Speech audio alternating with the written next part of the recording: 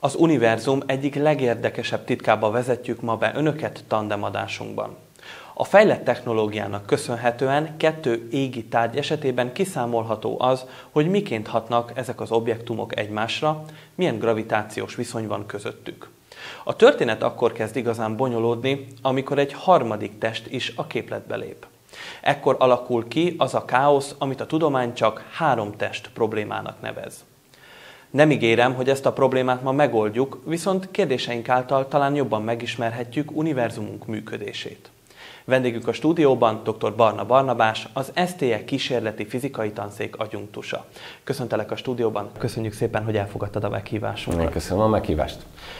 Adódik ez a jelenség, amit úgy hívunk, hogy három test probléma. Mindjárt felmerül akkor az első kérdés, hogy miért nevezzük vajon problémának? Miért nem nevezzük például három test egyenletnek, vagy három test képletnek?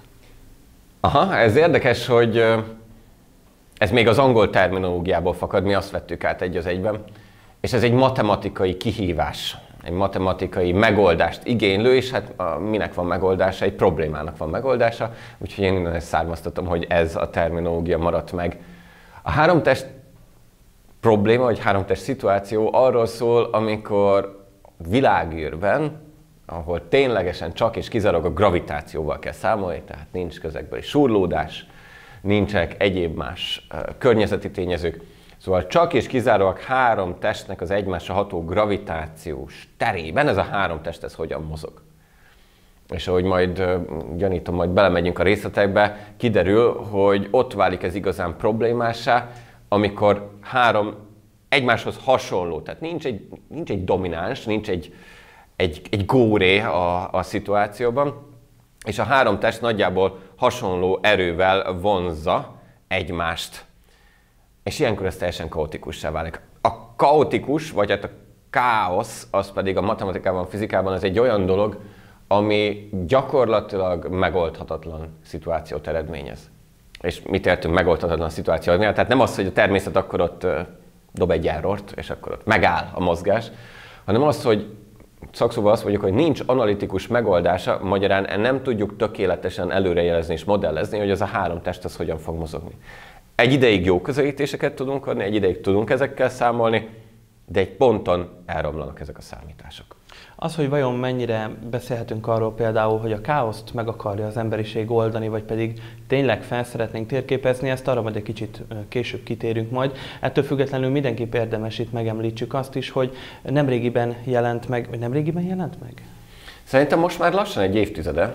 Talán ugye Cixin Liunak a könyve az úgynevezett háromtest probléma. Talán mondhatjuk azt, hogy a matematika távlatában, és mióta az emberiség figyeli a körülötte lévő objektumokat, ahhoz képest talán nemrégiben jelent meg ez a könyv. Ez így helytálló. És mondhatjuk azt is, hogy bestsellerként szerepel a bizonyos toplistákon. Minek köszönhető vajon az, hogy bestsellerré vált ez a könyv? Itt több aspektusa is van, de a legfontosabb, hogy ez nem csak egy egyszerű bestseller, hanem ez kapásból Cixin Liunak, és köszönettel tartozom, hogy nem nekem kellett kiejteni először, szóval, hogy az írónak ez kapásból ez az első kötete a trilógiájának, amivel ő nemzetközi hírnévre tett szert, de van neki számos más könyv, ami ennek nyomán szintén bestseller, és a háromtest probléma az letarolta szabályosan a science fiction piacot. Ebből azóta már készült egy nagy költségvetésű és relatíve sikeres sorozat is. Azóta ez már hivatkozási alap, gyakorlatilag stílust is teremtett. Az, hogy ez szokás ezt úgy is mondani, aki nálannál nagyságrendekkel több science fiction-t fogyaszt és olvas elsősorban, hogy a tudományos, fantasztikus irodalomnak a gócpontja, súlypontja az úgy Amerikáról áttevődött a távol-keletre, sokkal több kreatívabb gondolat és sokkal több aktív és termékeny író találunk mondjuk Kínában vagy Japánban. És sajnos én nem tudom megítélni, de az tény, hogy a háromtest probléma egy nagyon egyedi olvasmányélmény, azzal minden előnyével és hátrányával együtt. És hogyha most az előnyről beszélünk, az az, hogy irdatlan mennyiségű egyedi ötlet, vagy szinte egyedi ötlet fogalmazódik meg benne, és az ember, az olvasó csak kapkodja a fejét, és gyakorlatilag minden 10. oldal után le lehet tenni a könyvet, és úgy, hogy akkor most kell egy sor a haverokkal, hogy ezt végigbeszéljük. Gondoljuk át az egészet, talán ez a rengeteg információ is hozzájárulhat. Mennyire van túl misztifikálva a 3 test probléma, avagy mennyire segítene vajon az univerzum megértésében az, hogyha ezt a csomót is fel tudnánk vajon teljesen oldani? Ha fel tudnánk egyáltalán valaha. Nekünk, az emberiségnek ez nem egy olyan gordiuszű csomó, ami, hogy is mondjam, csak álmatlan éjszakákat okoz. Tehát, hogy ez nem fenyegeti az emberiség hosszú távú jövőjét, az, hogy a 3 test problémának nincs analitikus megoldása, és ezen a ponton megint csak ezt ide egy matematikus kellett volna ültetnetek, hogy ezt nagy magabiztossággal ki tudja jelenteni, de a 3 test problémának okkal hisszük, hogy nincs analitikus megoldása. Aztán majd egyszer lehet, hogy rám cáfolnak. A könyvben viszont a számos konfliktus forrásnak az egyike az az, hogy viszont egy másik civilizáció, ami a naprendszernek viszonylagos közelségében él, így akár esélye van arra is, hogy kapcsolatba lépjen, akár békés vagy háborús úton az emberiséggel. Szóval egy másik civilizációnak, akiket Trisolaris néven emlegetnek, nekik 3 napjuk van, mindét is ez az elnevezés, Trisolaris. És nekik gyakorlatilag a hosszú távú túlélésük és a fejlődésük múlik azon, hogy találnak-e valamiféle fogást ezen a 3 test problémán. És az első kötet jelentős része az arról szól, hogy nincs megoldás. Eónok telnek el úgy, hogy ez a civilizáció, ez a faj, ez próbál túlélni úgy, hogy a bolygójuk egy kaotikus rendszerben kering 3 nap körül. És ez mit jelent? Hát, hogy ők maguk se tudják, hogy mondjuk pár száz év múlva a bolygójuk túlságosan közel kerül az egyik csillaghoz, és felperzseli a planétát, vagy éppenséggel túl távol kerülnek, vagy 2 csillagnak a gravitációja fogja szétszincálni a bolygót. Mindez pedig nem csak, hogy folyamatos egzisztenciális kihívás elé állítja őket, de ennek a megjósolhatatlansága is gátat szab a civilizációs fejlődésüknek. Na, számukra egy ilyen elképzelt szituációban ez létkérdés, hogy valamit tudjunk kezdeni egy 3 test szituációban, még akkor is, hogyha be kell látnunk, hogy matematika már nem tud segíteni. Számunkra pragmatikus oldalról megfogva ezt az egészet, és nem feltétlen csak a sci-fi irányába elvinni ezt, milyen lehetséges szituációkat vagy szenáriókat vázolhat fel a 3 test probléma kérdése? Milyen szempontból érinthet minket például ez a kérdés vagy problémakör?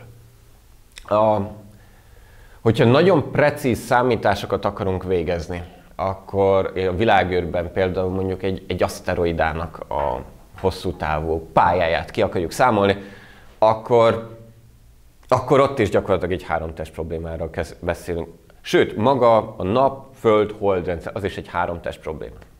Igen ám, de ez nem olyan mértékű probléma, mert hogy a nap az egyrészt egy domináns tömeg, sőt a föld is domináns tömeg a holdhoz képest, így nevezhetjük ezt egy hierarchikus rendszernek, és egy hierarchikus rendszerben ezek a zavarok, amelyek máskor egyébként káoszhoz vezetnek, ezek nagyon sokáig picik maradnak, hosszú távon pedig kiegyenlítik egymást. Miről beszélünk? És akkor most kellett volna egy 3. poharat is ide készítenem, de hogyha elkérhetem a tiédet, majd valamivel rögtönzök, hogy mi lesz a 3. test. De képzeljük el, hogy itt van 2 csillag mondjuk. Vagy mondjuk, igen, a Föld, Hold naprendszerben, ahogy mondtam, ez nem teljesen állja meg a helyét, de mondjuk 2 csillag, amely körül kering egy bolygó. A 2 csillag mondjuk nagyjából hasonló tömegű. És ezek gyakorlatilag, ugye téves az a megfogalmazás, hogy egyik kering a másik körül, valójában folyamatosan közös tömegközéppontjuk körül keringenek. Ami úgy tudom, hogy kívül van kettejükön, vagy valahol máshol található. Ha 2 csillag, és ilyen pillanatban még mind a kettő nagyjából ugyanannyi vizet ittunk belőle, a 2 csillag esetében ezt akkor pontosan középen kéne, hogy legyen, hogyha egyenlő tömegűek. Hogyha az egyik nagyobb tömegű, akkor közel van a nagyobb tömegűhöz. Na már most, ezek tök jól el vannak, ez a 2 test Ezt is kéttest problémának hívják, de erre van analitikus megoldás. Centire pontosan ki lehet számolni ezredekre előre, hogy hol lesznek ezek a csillagok később. Bekerül egy bolygó.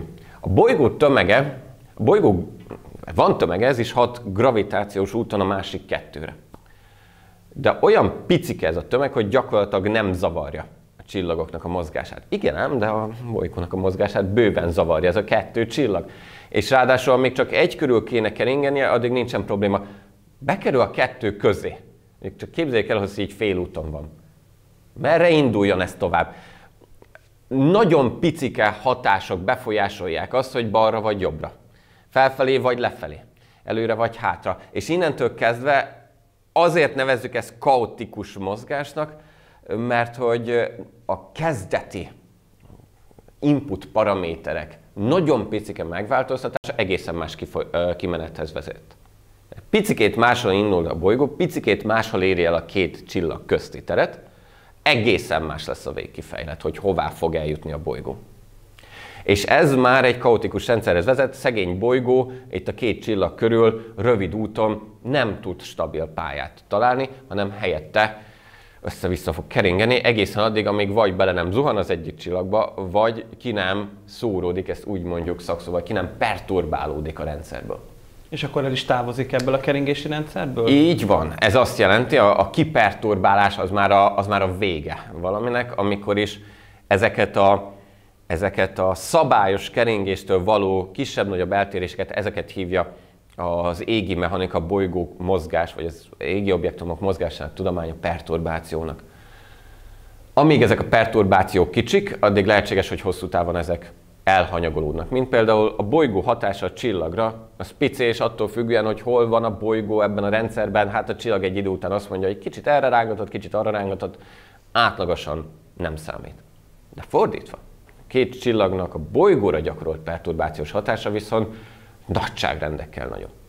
És ezek a perturbációk okozhatják azt, hogy ezek nem kiegyenlítik egymást, hanem nagyon rövid úton fogják és kiszórják a bolygót a rendszerből.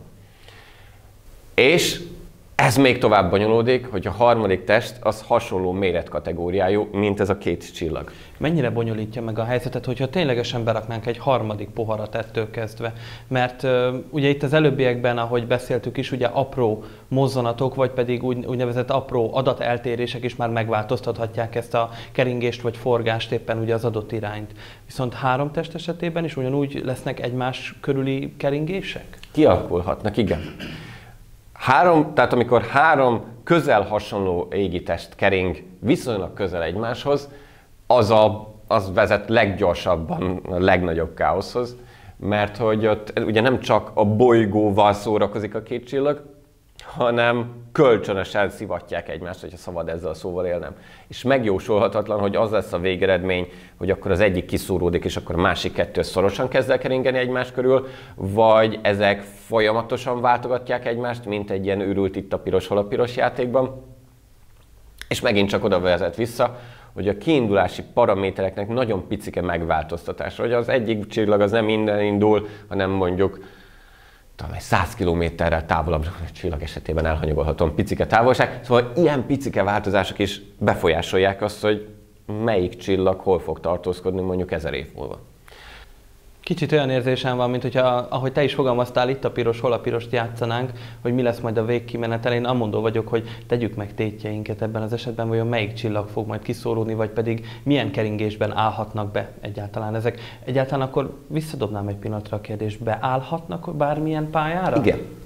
Igen, és a helyzet az, hogy a kaotikus mozgás az nem feltétlenül folytatódik az örökké valóságig.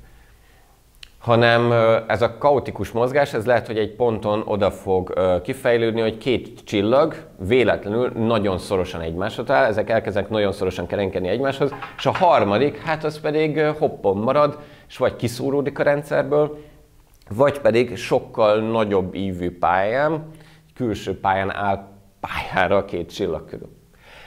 Ezt hívjuk klasszikusan hierarchikus hármas rendszereknek. Kettő szoros, a harmadik pedig kívülről kering. És ennek már van analitikus megoldása, mert hogy bár ez is három testről szól, Igen ám, de ez a kettő a harmadik szempontjából ez szinte egynek tekinthető. Mert annyira közel vannak egymáshoz a harmadik távolságából nézve. Úgyhogy nem csak az számít, hogy hányan vannak a rendszerben, nem csak az számít, hogy ezeknek a relatív tömege mekkora, hanem az is, hogy a kiindulási távolságok milyen.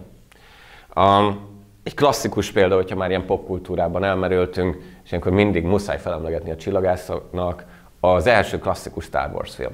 Amikor is Luke Skywalker kisétál a Tatooine-ra megnézni a naplementét, és talán neked is rémlik, hogy ott nem egy, hanem 2 napkorong bukik le a horizont alá. Az azt jelenti, hogy a Tatooine egy olyan 2 csillag körül kering, ráadásul mivel sivatagos bolygó, ezért nagyon valószínűleg, hogy közel kering hozzájuk. Ez gyakorlatilag egy 3-as rendszer, úgy, hogy a 2 csillag, az ugyan domináns tömegnek számít, de a Tatooine maga ki van téve ezen 2 csillag perturbációs hatásainak. Mivel a Tatooine-on a sztori szerint évezredek óta van élet, és évezredek óta egy sivatagos bolygó, ezért ennek csak az lehet a feloldása, hogy ez a 3 test probléma beállt egy ilyen többé-kevésbé stabil szituációba, és amikor 2 csillag szorosan kering egymás körül, a bolygó kering körülöttük viszonylag kijjebb, és a bolygó szempontjából a 2 csillag tömeg az olyan, mint hogyha az ott össze lenne nőve, az egynek számítana. A csillagok perturbációs hatása így kicsivé válik, ez a zavaró hatás, és hosszú távon kiegyenlítődik, így a bolygó 2 csillag körül tud hosszú távon keringeni. Bennem csak az merült fel egy pillanatra, hogy ha azt vesszük alapul, hogy ez a harmadik test, amelyik ugye kisebb tömegű, kering ezen 2 test körül, és ugye, ahogy te is fogalmaztál, távolabb kering, tehát nyilván kijjebb van, akkor nem lehet, hogy a sivatag helyett inkább havat vagy jeget kellett volna lássunk? Attól függ, hogy mennyivel távolabb. Mert hogyha teszem azt mondjuk, óriás csillag mind a 2, bár mondjuk az egyik az határozottan vörös színűnek rémlik ott a Tatooine-on. Szóval, hogyha mondjuk óriás csillagról van szó, akkor egy közeli keringés is fenntartható. Jól mondom? Nem, pont fordítva, egy óriás csillagnál egy távoli keringés is fenntartható. Például egy vörös törpénél, hogyha már vörös csillagról van szó, egy vörös törpe az viszonylag kis tömegű, ott közel tartózkodhat a csillag. Minden a tömegarányokon múlik, és nem csak a csillag, hanem a bolygó tömege is számít. Egy vörös törpénél viszonylag kicsi az a határ, ezt hívjuk lakhatósági zónának, amikor se túl forró, se túl hideg az adott planétának a felszíne. Attól beljebb sivatagos, attól egy kicsit beljebb pedig már lakhatatlan lábabolygó lenne. Ugyanúgy kifelé a lakhatósági zónától már igencsak cidris az idő, attól kifelé pedig már teljesen jeges a planéta. Úgyhogy sokfajta konfiguráció elképzelhető, egy ilyen hierarchikus 3-as rendszerben attól még stabil tud maradni. Tehát van némi mozgástere ennek a rendszernek. Nyilván nem az a szándékunk egyébként, hogy a Star Wars filmeknek egyéb ilyen story plot holjait, tehát ilyen kis lyukakat a logikai menetben... Én követelem, hogy tömjük be azokat a plot holokat. Hogy keresgessünk logikai bukfenceket. Ettől függetlenül jelenleg most ugye csillagokról és bolygókról beszélgettünk itt a 3 test probléma keretein belül. Egy utolsó kérdést engedj meg még mielőtt reklámra mennénk. Ugyanez elképzelhető és igaz lenne akkor is, hogyha például galaxisokról beszélünk, képzeljünk el 3 ugyanakkora galaxist, és ez a hatás ugyanúgy kihat a galaxisokban található csillagokra és bolygókra is? Igen, nyilván egy kicsit nagyítjuk a skálát. Elvileg, csak hogy a galaxisok azok rendkívül kiterjedt objektumok. És a galaxisoknál például ilyenkor a fellépő árapály erők, azok sokkal jelentősebbek, mint és akkor most majdnem beleszaladtam egy hibába, mert hogy az árapályerőket is, azokat is a gravitáció okozza. De az árapályerők azok arról szólnak, hogy egy kiterjedt objektumot azt nem lehet úgy szemlélni, hogy mint hogy a gravitáció egyetlen egy pontból származna. Mint hogy az összes tömeg össze lenne nyomva egyetlen pontból. Értem ez alatt, hogy a 3 test problémánál itt tömegpontokat kezelünk. A Föld-Hold esetében is szinte...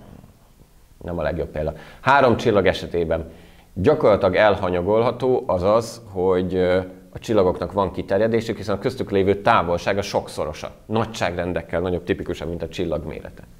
Jó példa erre, hogy itt a naprendszerben a napnak az átmérője az 1,5 millió kilométer, a Föld pedig 150 millió kilométer. 100-szor akkora távolságra van, mint a nap átmérője.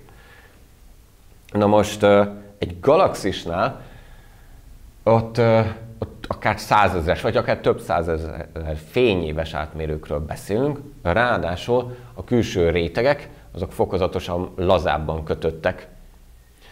És amikor 2 vagy 3 galaxis egymás közelébe kerül, akkor egyszerűen még ideje sincsen annak, hogy ez a 3 test probléma káoszta kiteljesedjen, mert ahogy elkezdenek már csak először egymás közelébe kerülni, ezek az árapályerők, ezek kölcsönösen elkezdik szétcincálni a galaxisoknak a szerkezetét, a struktúráját. Ez pedig egy gyorsabb összeolvadást fog eredményezni. A dióhéjban ez tehát azt jelenti, hogy hasonló kaotikus 3 test probléma nem fog előállni egy galaxisnál, ott sokkal inkább ez felgyorsítja az összeolvadás felé vezető utat.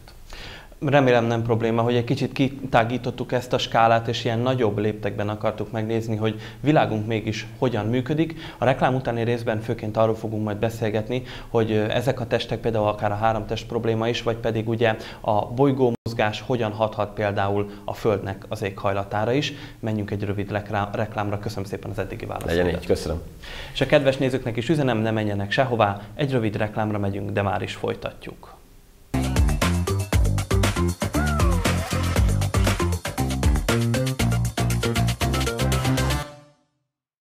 Ugye a Jack-o'-lantern, ugye így nevezik angolul magát ezt a töklámpát. Érdekes lehet, aki úgy mondjuk szeret olvasni, mert egy tényleg kivételes emberi pálya és pályafutás, meg tanmese a kitartásról. Tehát... Ezek a hírek eddig is velünk voltak, vagy ez hasonló megfigyelések és álhírek. Valójában nincs ok nagyobb ufólásra, mint egyébként.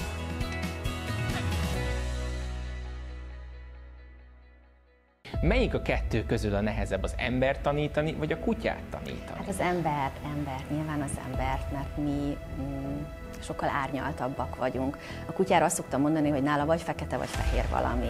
Azért a kutya intelligenciája 3-4 éves gyermekéhez hasonló.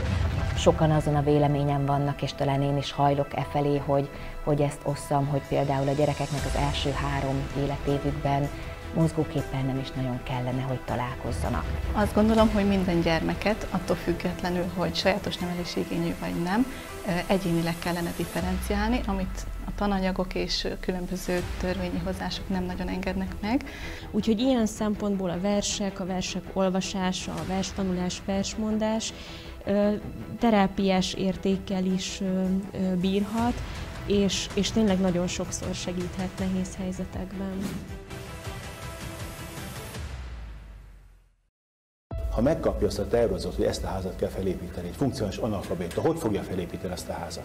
Mit a következőre behozott. Tehát Attila szívesen állít valótlan dolgokat itt rendszeresen, de a következőre behozom. A múltban a csőcseréket azt mindig a szélső jobb adta.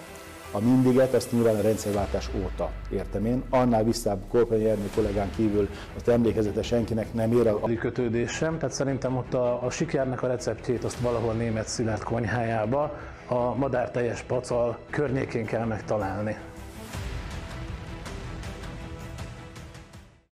Hát szerintem ez kétirányú dolog, lehet, hogy már hamarabb kellett volna. Nagyon sok termék még olcsóbb lett, mint ástopp alatt. De ne legyenek tévképzeteink ez sehol. Tehát, hogy se Magyarországon, se Németországban, se Franciaországban, se Amerikában. Nehéz elhinni, amit mondanak, mert a valóságot nem tükrözi.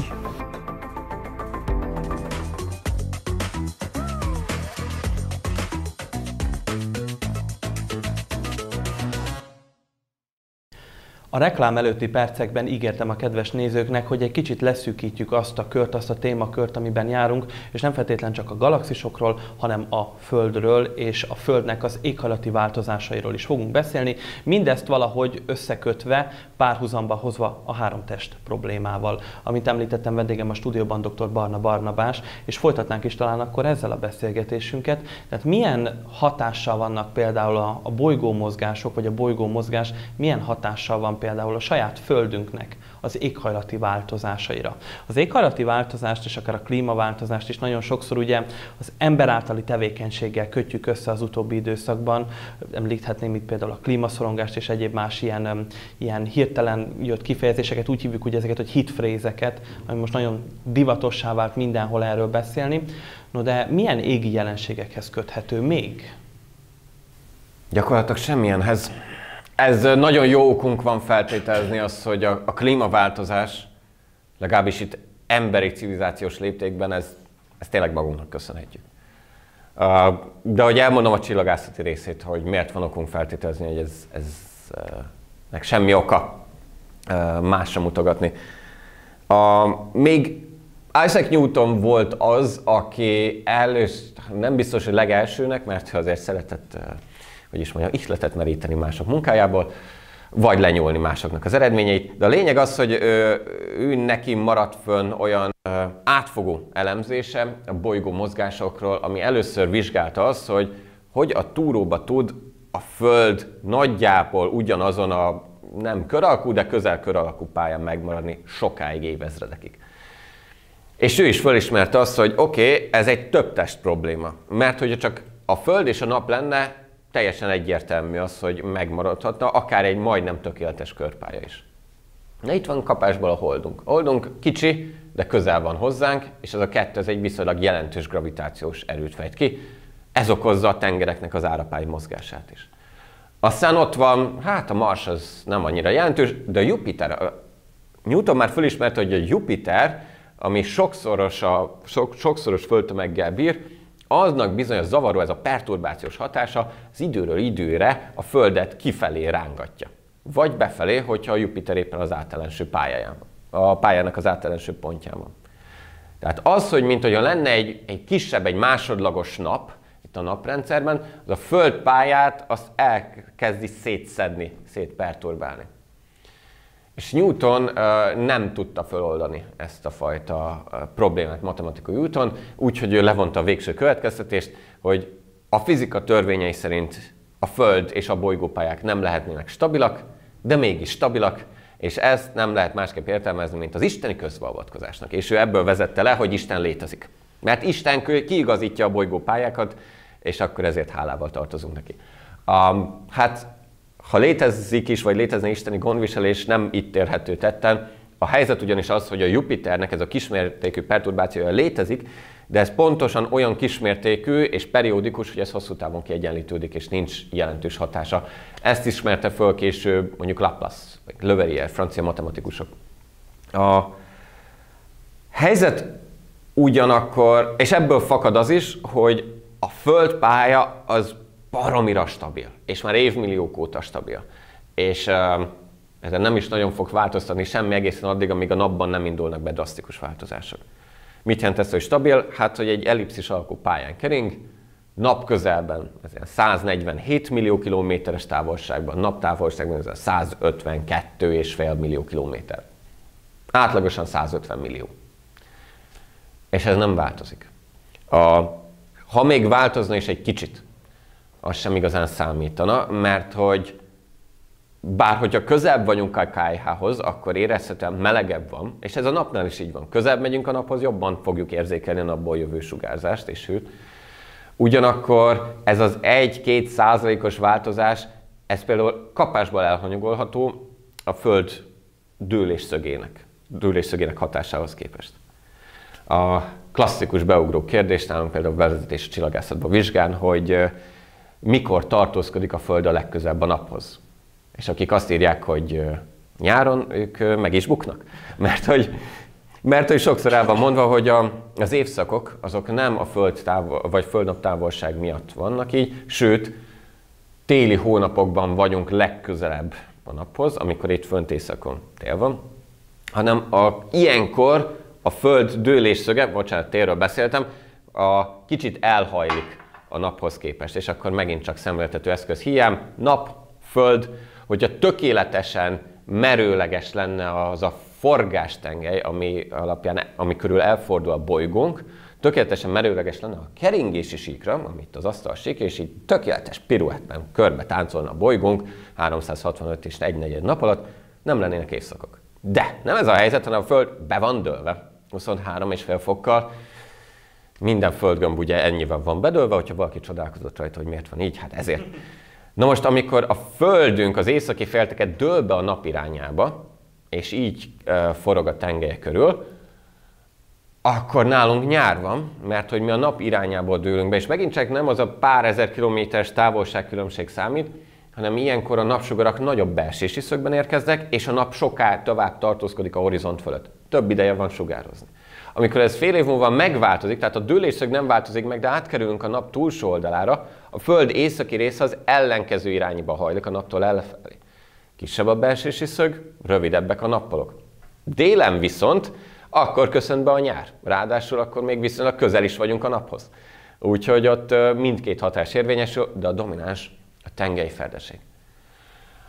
Összességében tehát azt lehet mondani, hogy persze a naptól való távolság számít. A Merkuron és a Vénuszon melegebb van, mint a Marson. De a Föld esetében ez nem, illetve olyan minimális mértékben változik, hogy ezt nem kapunk több vagy kevesebb napfényt emiatt emberi időskálán. Mennyi lenne az a fokbéli eltérés a dőlésszög esetében, amit már szignifikánsan éreznénk, mint a Föld lakói? Hát, ez már valószínűleg néhány fok esetében ki lehetne mutatni. Hogyha ma ez nem 23,5 fok lenne, hanem mondjuk csak 15 fok, akkor az már jelentősen átrendezné az évszakok alakulását, az évszakok hosszát. Akkor is lenne még tél és nyár, de az már egy drasztikus hatást eredményez. Valószínű, hogy megszűnnének a köztes évszakok? Akár. Tehát például vagy nagyon-nagyon lerövidülnének. Igen.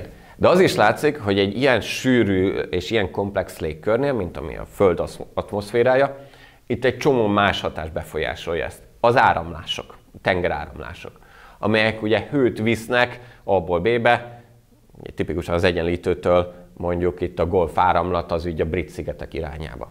És ez fűt, ez télen is fűt. Vagy a különböző ciklonok és áramlások a légkörben. Ezek mind-mind hőcserét folytatnak le, és eznek van egy ilyen kiegyenlítő hatása. Tehát nem lehet azt mondani, hogy csak és kizárólag a dőlésszög határoz meg mindent, de valóban a bolygó esetében csillagászati szempontból a dőlésszögnek van a legnagyobb hatása. Egy kicsit tekerjük még a témát, vagy pedig tekerjünk a Földön, engedd meg egy olyan szinte elképzelhetetlennek minősülő elképzelést fogalmaznék meg. Képzeljük el, hogy elfordítanánk 90 fokkal a Földet, és az északi sark nézne szemközt a nappal, tehát afelé nézne, vagy pedig képzeljük el, hogy fejreállítanánk a Földet. Tehát ezen esetekben milyen, hát nyilván katasztrófákra készülhetnénk fel? Olyan dolgra kényszerítesz, hogy egy délelőtti komoly elméleti fejtegetésekbe és improvizációba bocsátkozzak. Lássuk, tehát hogyha a feje tetejére áll 180 fokkal, hát akkor mindenki cserélődne. Akkor, mikor most itt északon nyár van, akkor lenne tél, és vice versa. Ez viszonylag könnyedén elképzelhető, hiszen az előbb, amit mondtam, vagy próbáltam illusztrálni, hogy mely hónapban hogyan áll be a Föld bolygó, hát ezt gyakorlatilag csak ki kell cserélni. Hogy ez 90 fokkal fordulna el a forgástengely, akkor is természetesen ugyanúgy lennének évszakok. Csak teljesen átrendeződne, mint hogy átrendeződnek az éghajlati sávok is, hiszen akkor az Egyenlítő az átkerülne a sarkkörök, jelenlegi sarkkörök környezetébe. Igen. Úgyhogy ez egy drasztikus átrendeződést okozna. A helyzet az, hogy szerencsére ilyesmit nem tapasztalunk, és nincs is erre esély, hogy ez megtörténjen. Vannak filmek azért, amelyek már ezt megfogalmazzák. De igen. Az, hogy ez más bolygóknál ez egyszer bekövetkezett, arra jó példa például a Vénusz. Mert hogy a naprendszerben majdnem minden égitest, bolygók, holdak, aszteroidák, stb. Ugyanabba az irányba kering, tehát megy körbe a nap körül, és forog. Mondjuk felülről nézzük, akkor mondjuk ezt, hogy mind a kettő az óramutató járásával ellentétes irányban, és akkor remélem a kamera nem fordítja meg, amit most mutatok. A Vénusz azt mondja, hogy ezt. Ugyanabba az irányba mozgok, de just is az ellenkező irányba forgok.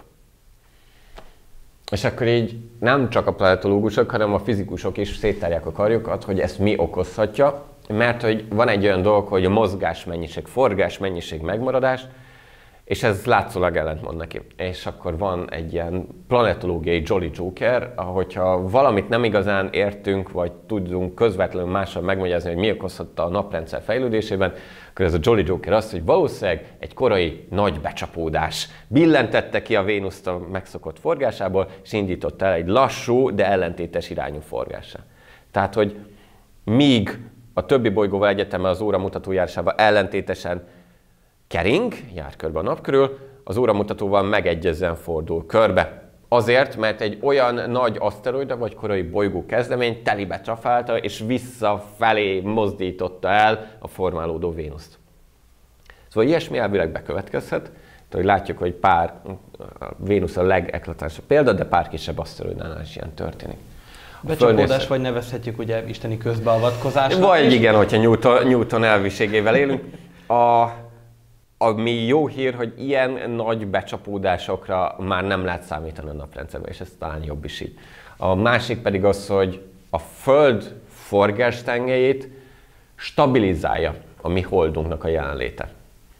Ez megint csak elég komplex, hogy miért is alakul így, de a mondás az az, és itt nekem is hagyatkoznom kell másnál jobban hozzáértő kollégáimnak a munkájára, hogyha nem lenne a Hold gravitációs ereje, ami körbejárja a Földet és mindig más irányokból kiegyenlíti a hatását, a Hold gravitációs erejének hiányában a Föld forgás tengelye az billegne. És akkor bekövetkezne az, ami az előző kérdésedben szerepelt, hogy mi lenne, hogyha ez néhány fokkal megváltozna. Most képzeljék el azt, hogy ez mondjuk 100 éves időskálán változna néhány fokot. Hát az elég komoly civilizációs stressznek tenné ki az emberiséget. Nem pusztítaná ki az életet, de képzeljünk el azt, hogy a jelenlegi változó klimatikus viszonyok, a globális felmelegedés hatásai, azok meg sokszorozódnának és állandóvá válnának. És akkor néhány évtizedeként tanulhatnánk újra, hogy most milyen évszakok is vannak. Nyilván az nem csak az oktatási rendszernek, hanem az emberiségnek is eléggé megterhelő lenne. Milyen speciális forgatókönyveket vagy reálisabb eseteket vethet fel a Föld szempontjából és a naprendszerünk szempontjából a háromtest probléma kérdése? Vannak-e egyáltalán olyan megfogható részei ennek, amelyek a későbbiekben akár például a fennmaradásunk szempontjából is létfontosságúak? És itt nem is igazából a Föld mozgását érdemes szem előtt tartani, hanem a Földre potenciális veszélyt jelentő aszteroidáknak a pályaszámítását. Ugye jó, ne egy ilyen Vénuszt a tengelyéből kiforgató óriási becsapódást képzeljünk el, elég mondjuk csak egy ilyen dinógyilkos, mondjuk egy 10 kilométeres aszteroidában gondolkodni, vagy mondjuk egy nagyobb várost, egy 50 méteres szikla az el tudna söpörni a Föld felszínéről. És néhány száz évente ilyen becsapódások történtek. A legutolsó ilyen az 1908-ban volt, Szibériában csapódott be, és 50 kilométeres tajgát az teljesen letarolt. Ez volt a Tunguska objektum, és statisztikai alapon akár hátra is dőlhetnénk, hogy akkor most 400-500 évig nem számíthatunk ilyesmire, de hát a statisztika az nem úgy működik, hogy lehetséges, hogy aztán meg egymás követő napon jön 2. Szóval, hogy aszteroidákat figyelni kell, és hogyha vannak potenciálisan veszélyesnek értékelt, a potenciálisan veszélyes az csak az, hogy mondjuk Föld-Hold távolságon belül jön a következő 100 évben. Ez már veszélyesnek értendő. Akkor azt szemmel kell tartani, és folyamatosan frissíteni kell a pályáját. Miért kell frissíteni? Hát pont a 3 test probléma, vagy esetben nem is feltétlenül a 3, hanem 4, 5, 6 test probléma miatt. Mert hogyha látunk egy aszteroidát, akkor azt mondjuk hetekig, hónapokig, lehet, hogy évekig is meg tudjuk figyelni, de aztán lehetséges, hogy mondjuk azért, mert a Föld átmegy a nap túloldalára, vagy mert az aszteroidot túlságosan eltávolítunk és pici, szem elől tévesztjük. Ez nem azt jelenti, hogy elvesztjük az aszteroidát, hanem az azt jelenti, hogy egyébként nem tudjuk megfigyelni. Na de amíg meg tudjuk figyelni, azokba az adatokba bemeneti paramétert tudunk gyártani, hogy itt van a Föld, itt van a Hold, ott van a Nap, ott van a Jupiter, és akkor lehet ezt még folytatni több test problémává, amíg azok objektumok gravitációs ereje az fontos, jelentős. És kiszámoljuk, hogy ezek összességével hogyan hatnak arra az egy aszteroidára.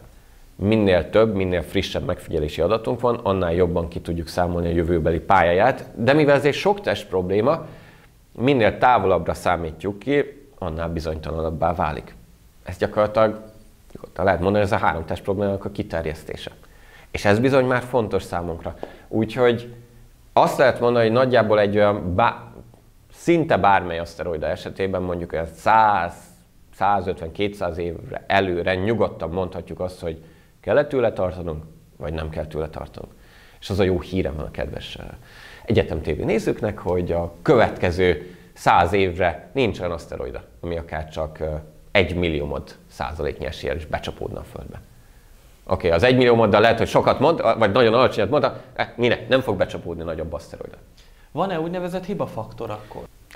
Van, mert hogy alapvetően 2 dologból fakad ez a hibafaktor. Az egyik, amit már említettem, hogy folyamatosan újra meg újra kell megfigyelni, mintavételezni azt a pályát, hogy frissítsük a beventi adatokat, mert nincs analitikus megoldás. Hogyha egyszer látunk egy aszteroida pályát, nem mondhatjuk azt a több test problémából kifolyólag, hogy most már mindig tudjuk, hogy ez hol lesz a jövőben. Hanem mindig frissíteni kell, és akkor egy ideig, mondjuk 100 évre előre tudjuk jelezni azt, hogy hol fog tartózkodni és veszélyt jelent ránk. A másik hibafaktor pedig a távolságból fakad. És akkor vegyünk alapul most úgyis aktuális egy üstökös vagy egy üstökös pályán keringő aszteroidát. Az üstökösök azok nem ilyen szép közel-kör alakú pályán keringenek a nap körül, egy ilyen enyhén lapított ellipszis pályán, hanem egy ilyen nagyon elnyújtott ellipszis pályán. Az üstökös bejön a nap közelébe, ott beveszi a kanyart, majd ezen az elnyújtott ellipszisen elmegy nagyon-nagyon messzire, ahol szem előtt tévesztjük. Olyan, mint egy ostorcsapás. Így van. Kimegy messzeségbe, nem látjuk már a tárcsainkkel, ki tudja, hogy milyen gravitációs hatások érik, és aztán elindul visszafelé. Lehetséges, hogy már nem azon a pályán, mint amire mi számítottunk volna. És ez egy aszteroidára is ugyanúgy érvényes lett. Szóval ezek a távolról érkező, még fel nem fedezett, mert lehetséges, hogy az emberiségnek még esélye se volt ezt látni az elmúlt néhány száz évben. Tehát még fel nem fedezett, vagy ismert, de azóta nagyon megperturbált aszteroidák jelentenek némi kockázatot. Ezek ugyanakkor egyrészt ritkák. Másrészt, ami távolról jön, annak nagyon kicsi az esélye, hogy pont keresztezni fogja a földpályát. Harmadrészt, és talán ez a legfontosabb érve amellett, hogy miért nem kell emiatt aggódni, hogyha ez befelé jön, akkor már a jelenlegi teleszkóp hálózatunkkal szinte biztosan lehet mondani, hogy évekre előre fel tudjuk fedezni, hogy az ott probléma lesz. Hogyha rémlik esetleg a kedves nézőknek Ne nézz fel, a Don't Look Up című film néhány évvel ezelőtt DiCaprio főszereplésével, ott pont ez volt a szituáció, hogy még a Jupiter pályáján túl fedezték fel ez a fölfelé tartó szikladarabot, és évei volt az emberiségnek arra, hogy felkészüljön és tegyen valamit. Aztán nem nagy spoiler, az emberiség nem igazán nőtt fel a feladathoz. Viszont a valóságban ettől jobb a helyzet, egy picivel.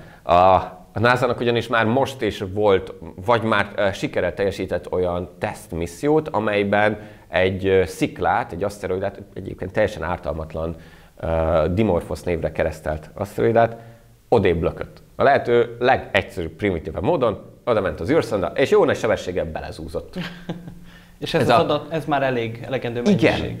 Ezt a missziót, DART-nak hívták a nyíl mentén, és hát úgy is működött, mint a klasszikus kocsmasportban. Megcélozták, telibetrafálták, és kiderült, hogy jó nagyot tudtak rajta taszítani. Hogyha ez az aszteroid, ez a Dimorphos, ez a Föld felé tartott volna, simán odalökjük, és akkor nem kell olyan drasztikus dolgokban gondolkozni, mint hogy nem tudom, atomtöltetekkel fölrobbantsunk, mert hát mi mással. A drámai hatás érdekében. Reméljük, hogy a NASA dolgozói akkor ők is felkiabáltak, hogy 180, amikor sikerült biztos vagyok az benne. akció. Minden esetre akkor, amint az elhangzott is, nagyobb veszélyre nem kell felkészüljünk, pusztán tekintve azt, hogy a Föld milyen aszteroidákkal ütközhetne esetlegesen, és ugye a 3 test probléma is az, ami segít, úgymond valahol ez a probléma mégis segít nekünk valahol. Így van. Tehát senkinek sem kell bedőlnie azoknak hírek vagy clickbait cikkcímeknek, hogy ne vegyünk már tartós célt, nyugodtan vegyen mindenki tartós célt. És igen, a 3 test probléma megér egy olvasást, mert nagyon egyedi olvasmányélményt ad, csak az akciójelenetek meg a párbeszédek ne lennének benne, de egyébként mindenkinek tudom ajánlani a kötetet. Hát akkor ajánljuk mindenkinek is, még hogyha talán egy kicsit termékreklámozásnak is minősül. Ettől függetlenül ajánljuk ezt a tudományos beszélgetést és tudományos kérdéskört is a kedves nézőknek. Nagyon szépen köszönöm, hogy elfogadtad a meghívásunkat. Én köszönöm a lehetőséget. És a kedves nézőknek is köszönjük szépen, hogy ebben a tandemadásban is velünk tartottak. Tartsanak velünk legközelebbi adásainkban is. Viszontlátásra!